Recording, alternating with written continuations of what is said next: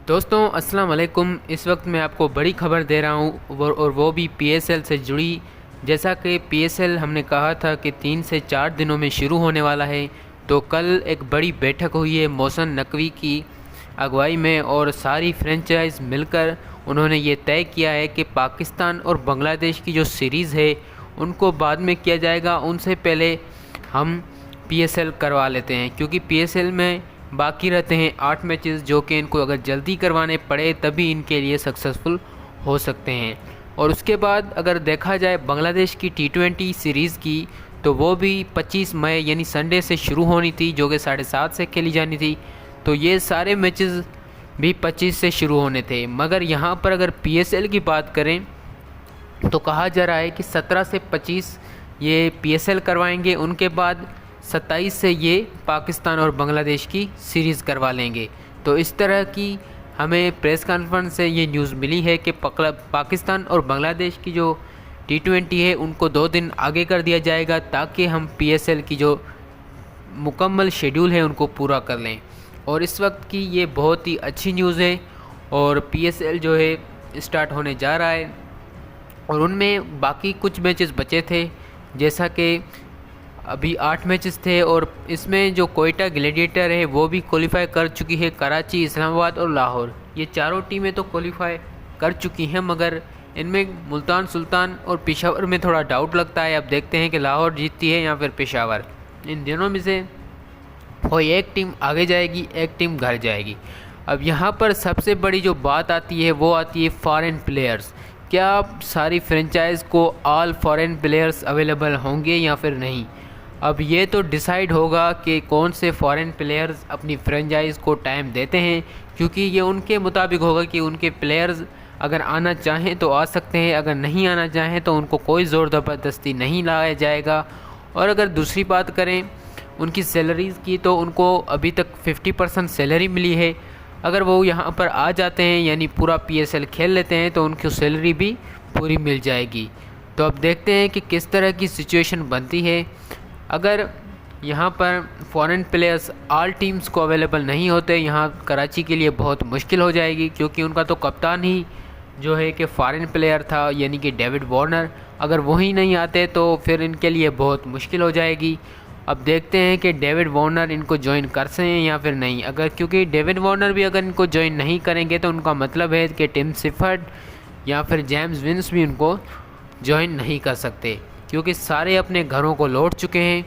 अब बाकी का शेड्यूल क्या बनता है, यानी 17 मई से मोहसिन नकवी की तरफ से कहा गया है कि मैचेस शुरू करवाए जा रहे हैं। अब पीएसएल की क्या दोबारा वो पुरानी वाली रौनक बन पाएगी यहाँ पर? नहीं। अगर देखा जाए तो इनको तो सिर्फ पीएसएल के ये मैचेस कंप्लीट करवाने हैं, क्योंकि इन मैचेस के बाद पीएसएल की बहुत कुछ चीज़ें चेंज होगी। क्योंकि आपको याद है कि कुछ टाइम पहले सलमान नसीर की तरफ से कहा गया था कि पीएसएल को अब 10 टीमें या फिर 8 टीमों पर मुश्तमिल किया जाएगा, यानी 2 टीमें और नहीं लाई जाएंगी। तो उनका मतलब ये है कि जो पुरानी फ्रेंचाइज हैं उनसे ये सारा जो एक तरीक़ेकार होता है, यानी उनके पास पूरी साल की, यानी उनके पास हर चीज़ मौजूद होती है, तो वो उनसे अलग की जाएगी। तो उनका मतलब है कि सारे प्लेयर्स भी इधर उधर चले जाएंगे। अब देखना होगा कि किस तरह से कौन सी टीम, यानी हर टीम के पास सिर्फ 2 प्लेयर्स रखे जाने की इजाज़त होगी। तो उसका मतलब ये है कि अब सारी टीम जो है प्लेयर्स तकरीबन सारे चेंज होंगे।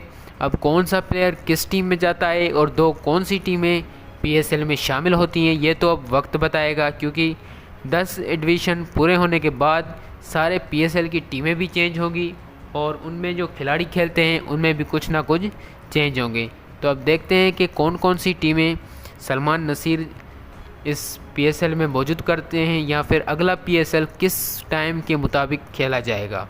तो ये वाला पीएसएल अगर फॉरेन प्लेयर्स आते हैं तो भी कंप्लीट किया जाएगा, अगर नहीं आते तो भी 17 से 25 के मुतालिक किया जाएगा।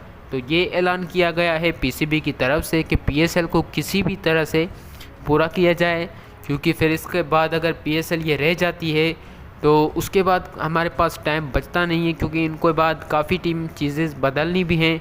और दूसरी बात यह है कि जो टॉम करन या फिर रिशाद हुसैन वाली बात थी वो भी काफ़ी हद तक सही थी, और डैरिल मिचेल जो कि एक बड़े प्लेयर हैं, उन्होंने काफ़ी इंटरेस्ट किया है, हमें अच्छा लगा उनको पीएसएल में देखकर। मगर जिस तरह की बातें रिशद हुसैन ने की थी उससे काफ़ी दुख हुआ है काफ़ी फैंस को। अब देखते हैं कि क्या उनकी बात सच्ची होती है या फिर नहीं, या फिर वो टीम को फिर से ज्वाइन करते हैं या फिर नहीं। अब डेरिल मिचेल तो फ़िलहाल हमें नहीं लग रहा कि वो हमें वापसी ज्वाइन कर पाएंगे, मगर अब फिर भी देखना होगा कि उनकी फ्रेंचाइज उनको क्या मुतल्लिक कर सकती है या फिर नहीं। अब ओवरऑल सबकी टीमें तो अच्छी हैं, मगर यहाँ पर कोयटा की जो फॉरेन प्लेयर्स हैं वो तो वापसी करना मुश्किल है, क्योंकि उनका सिर्फ इस पीएसएल में एक मैच रहता है और वो चाहेंगे कि एक मैच अपने ही खिलाड़ियों से खेल लें। तो अब देखते हैं कि किस तरह की टीम कौन सा मुकाबला खेलती है, क्योंकि अब सिर्फ सबके जो हैं एक अच्छे वाले जो यानी बने हुए थे, एक अच्छी स्टैंड बनी हुई थी सबकी फॉरेन प्लेयर के साथ, वो ख़त्म हो चुकी है। अब पीएसएल का मज़ा दोबारा एक अच्छी तरीके से हमें नज़र आएगा, क्योंकि हर टीम के पास नया मौका होगा, यानी पुरानी वाली जो विनिंग स्ट्रीक होगी वो नहीं होगी। उम्मीद करते हैं आपको वीडियो अच्छी लगी होगी। जुड़ी और भी न्यूज़ के लिए मेरे चैनल को सब्सक्राइब करें। Thank you so much.